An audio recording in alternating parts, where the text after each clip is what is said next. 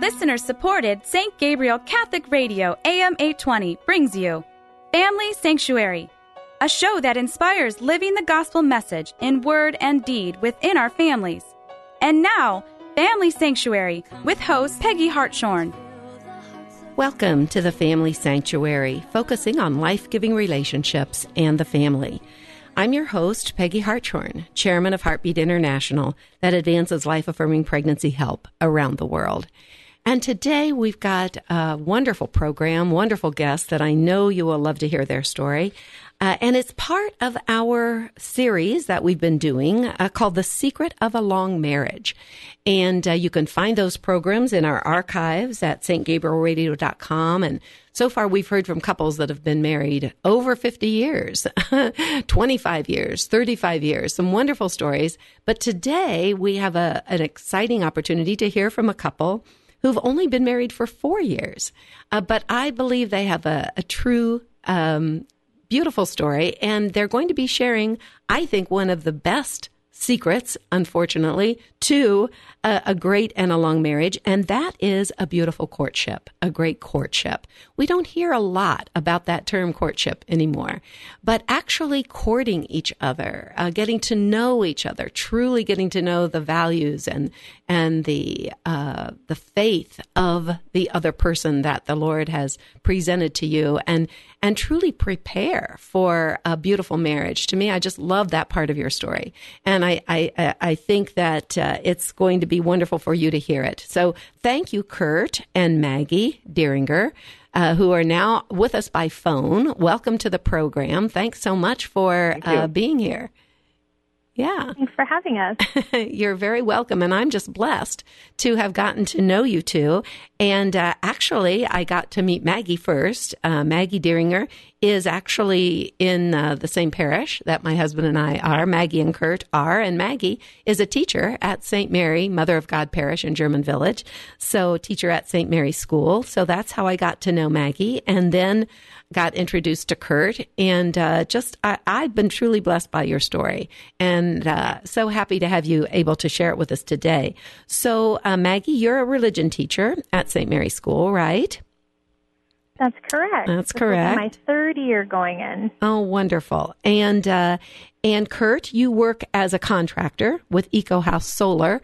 I was interested in that, finally catching up with using the sun to benefit us the way we can with solar energy. Thank you for that.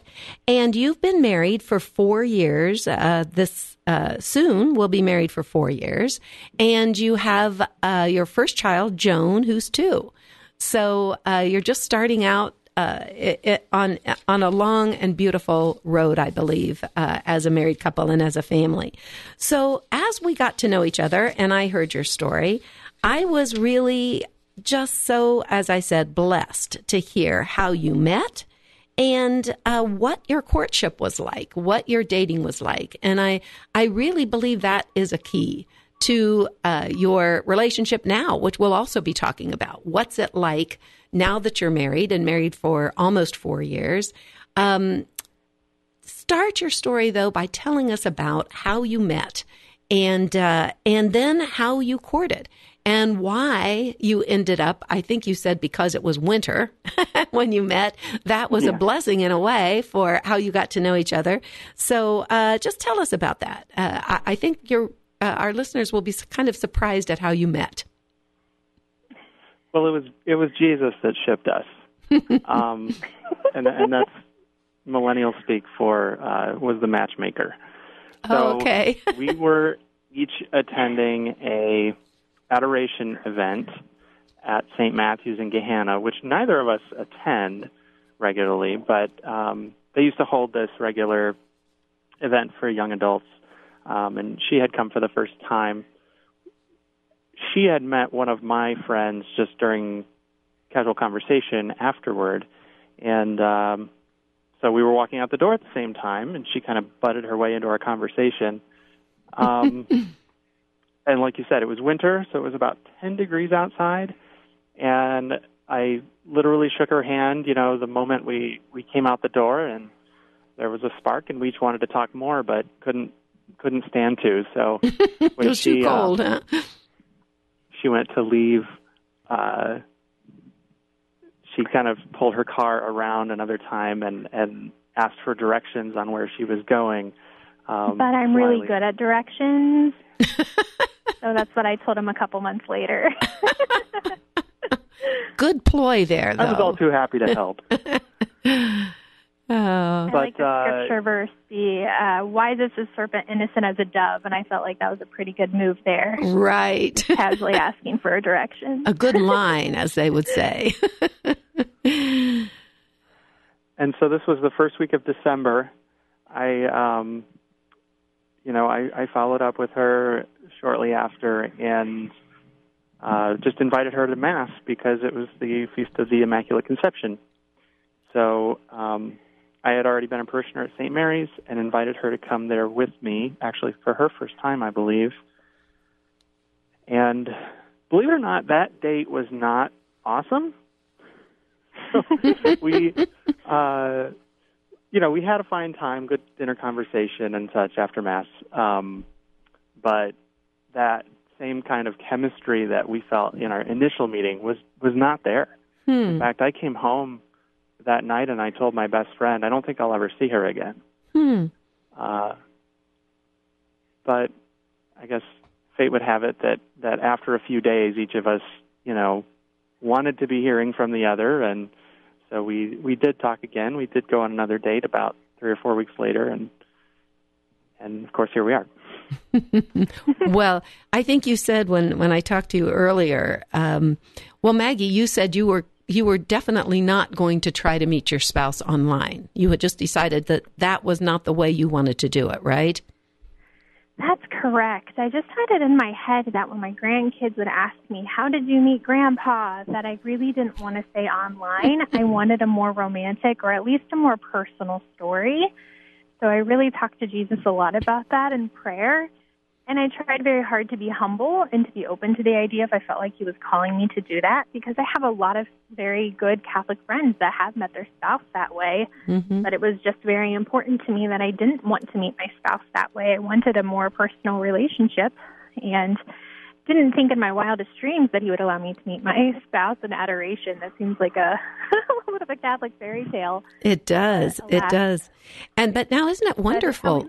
Isn't it wonderful that our church and parishes are trying to provide opportunities for young single people to come together for spiritual events and get to know each other and let the Lord handle the rest? What are some of they have some kind of theology on tap, I think you mentioned also, is another thing that you had attended at some point.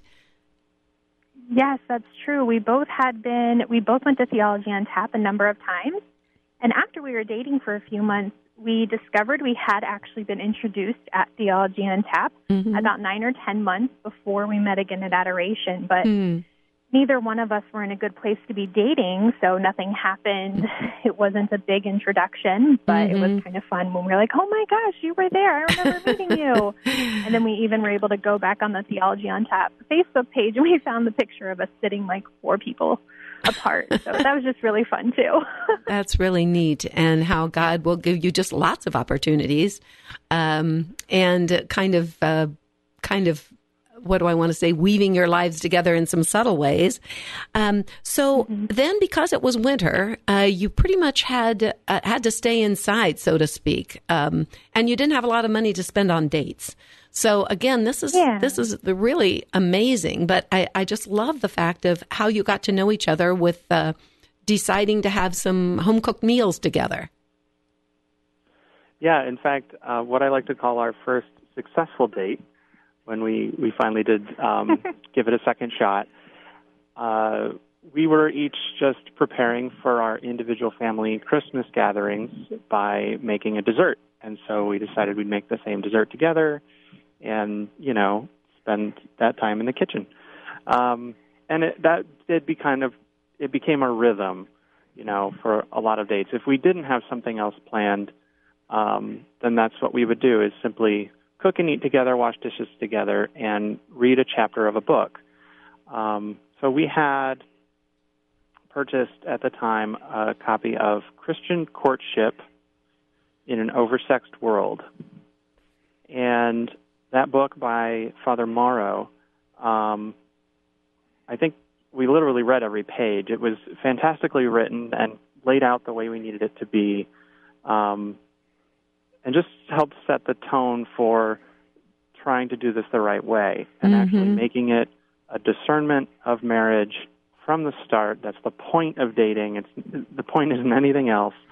And, it did its job. It kept us focused. It kept us holy during that time. I love it. And I love the title. It's so appropriate, isn't it? And so sad that so many couples don't realize that there is a different way. There is a different way than our oversexed world. And what a beautiful concept courtship really is. So that's I'm so glad you mentioned that. And I hope that our listeners, those who know young couples who may be getting serious, thinking about engagement, or even just starting to date, let's really introduce them to that concept of Christian courtship in an oversexed world. And what was the name of the author? Father Morrow. Father Morrow, Morrow. Yeah. Mm-hmm.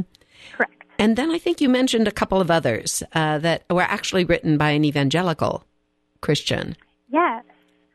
So before I was a teacher, I was a youth minister, so I became very familiar with this author. Kurt, you have the author in front of you, Mark DeVries. Thank you. Mark DeVries. He's written a couple youth ministry books, and when I came across another title of his that was written by him and his wife, and then another youth minister and his wife. Oh. It's called The Most Important Year in a Man's Life, and there's also a title called The Most Important Year in a Woman's Life. The chapters are parallel, but in the man's book, it's going to have maybe a sports metaphor, and the woman's, it's going to have a relationship metaphor. Mm-hmm. So they were very easy to understand. He would read his copy, I would read my copy. They even have discussion questions after each chapter, but that was a fantastic book for us to read when we were engaged because it brought up a lot of really good topics, like what do you do when, one example that came to mind was the role of the mother, not like the wife, but the mother of the bride and the groom that first year. Mm-hmm. The husband has to always be on team wife. He can't ever side with his mom. I know that sounds maybe kind of silly, but it's so important that he does, both individuals leave their father and mother and cling to their spouse. Mm-hmm. So I know I've seen that issue in a couple of my friends' marriages, and I'm just like, no, they're doing it wrong. So I was so thankful for that book. That you had that. And it also just gave us, yes, and it also gave us a couple. Sorry. That's all right. I just wanted to clarify that most important year is the first year of marriage. Is that right?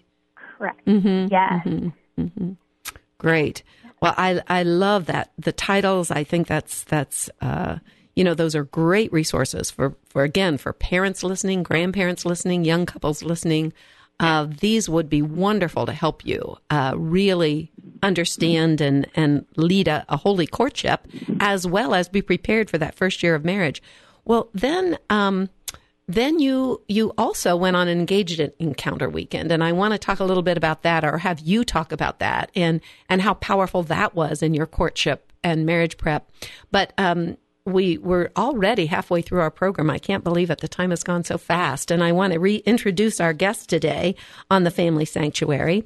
Our guests are Kurt and Maggie Dieringer from St. Mary Parish, St. Mary Mother of God in German Village. They've been married for 4 years, and they just had a beautiful courtship. The title of our program today is Secret of a Long Marriage, a Great Courtship. And they really did have one. And I want to get into your engaged encounter weekend, as well as how these first few years of your marriage are working, and what are some of the concepts that you really brought into your marriage from the courtship and from the engaged encounter that have been really powerful in your first few years of marriage. So tell us about the engaged encounter and how that affected you, and maybe some of the things from engaged encounter that have really been helpful in your early years of marriage. And I know they're laying a foundation for a long marriage for you too.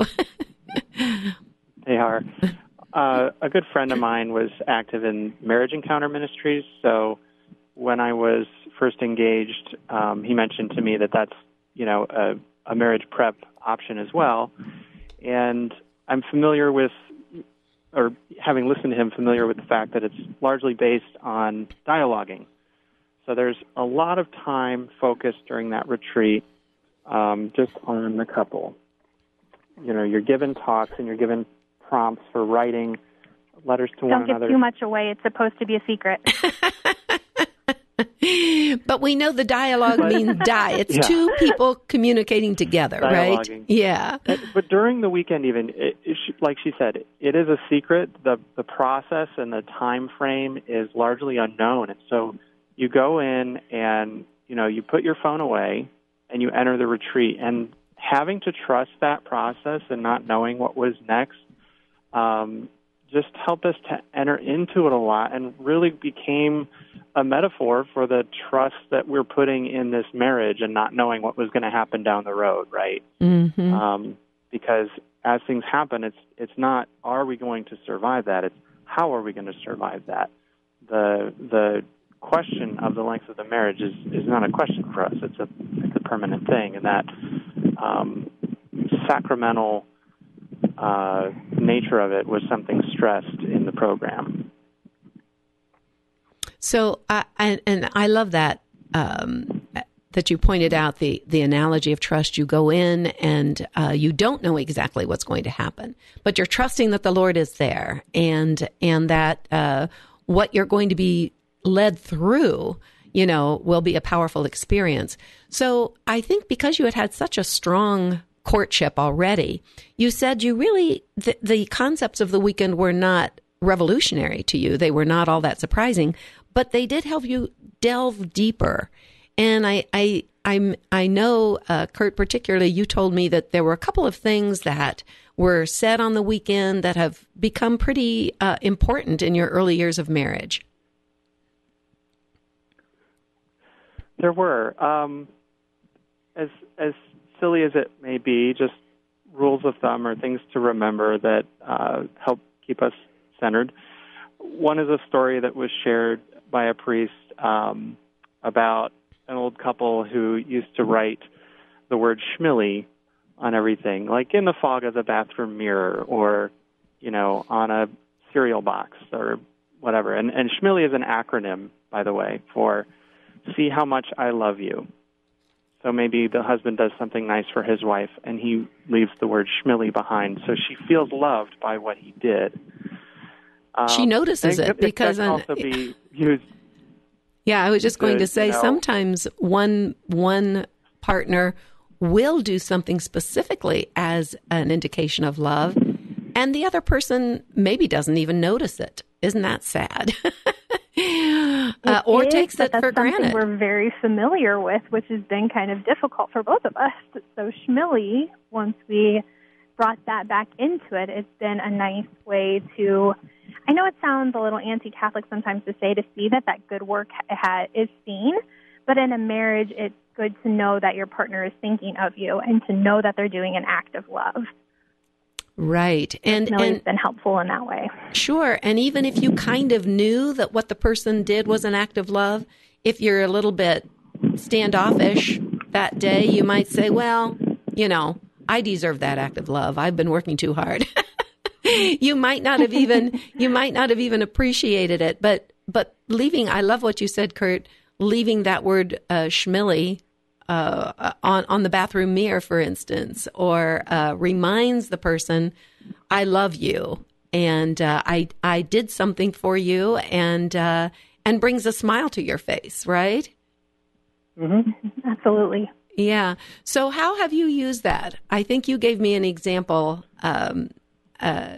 Maggie, of how you've used schmilly. Well, I would rather do it on him. Okay. All right. A 2-year-old, we're still in the midst of changing poopy diapers. Uh-huh. The last thing either of us want to do when we get home. So sometimes he'll just look at me and say schmilly and then go change the poopy diaper. Oh, that's sweet. That's sweet. It is. Yeah. Well, I love that. And I hope other couples on that engaged encounter have taken you up on it. And it's interesting when you were telling me about schmilly, I think, Kurt, you said for you, it's not just humorous, it's romantic, which I think is really neat. I mean, usually when we think of romance, In a marriage, we're thinking bringing flowers or having a candlelight dinner, but how romantic if you change a poopy diaper and say schmilly. That gives you plenty more opportunities. Romantic, really, and probably not given that title in Hollywood, is the forgiveness that we can each show one another. That's something that dating couples who have the rose-colored glasses on may not be as familiar with as a married couple. But what's critical, because we're humans, right, and we're going to let the other person down. We're going to have miscommunications. We don't have a perfect relationship, right, but it's made perfect in the sacrament of marriage. The marriage itself is perfect because it's of God. Mm-hmm. And, the ease with which Maggie and I have been able to forgive one another and let go of grudges is not only romantic, but it's a grace that comes from that sacramental marriage. Absolutely. It is a grace because it's not easy to do. It's, when we've been hurt, slighted, wronged in some way, that human nature gets in there. And it's very, very difficult to not hold on to those things. And so it really is a grace. You're so right there, Kurt. And it's a grace that we have in our sacrament of marriage to call on the Lord. Help me, Lord. Give me the grace to do this. Tell me, I think you mentioned, too, that one of the priests on your engaged encounter, or the priest who was on your engaged encounter, also gave you a really important tip about forgiveness. It was actually the priest who helped us with our marriage formation at our home parish. But he said that if your spouse does something that really bothers you, you have 24 hours to bring it up, or else you're not allowed to bring it up ever again. And after talking about that, we saw the grace and the wisdom in it so that you don't end up keeping score, right? We've all seen a lot of marriages who, I think, struggle because one of the spouses or both of them are keeping score. But what I told Kurt afterwards is, I think I need more than 24 hours because sometimes I just need 24 hours to process. And so we came up with a 48-hour rule. Okay. So if he does something that bothers me or that offended me, I have 48 hours to bring it up, or else I'm never allowed to bring it up again. Wow. And that's really helped us not hold grudges, to help us not hold each other, in captive for a mistake that they may have done. And a good lot of the time when we bring it up, neither one of us even realized what we did that hurt the other person. But that's been I think that was really, really helpful. That's great. And a really good habit to start right away. Absolutely. Well, and because it takes those offenses and it cools them off quickly, because when they really become hard to deal with is when they've stewed for a long time. Mm-hmm. And by just having everything in the open, like I said, it's easier to deal with. Right. And I know another adage that I always heard was something like, don't let the sun go down on your anger, or don't go to bed mad, and I certainly try to follow that, but I love your idea, Maggie. Let's extend it from the sundown, if not 24 hours, let's agree 48. Sometimes we need a little time to think about these things before we bring them up. And sometimes if you're trying to, the sun has gone down, I need to just forget this.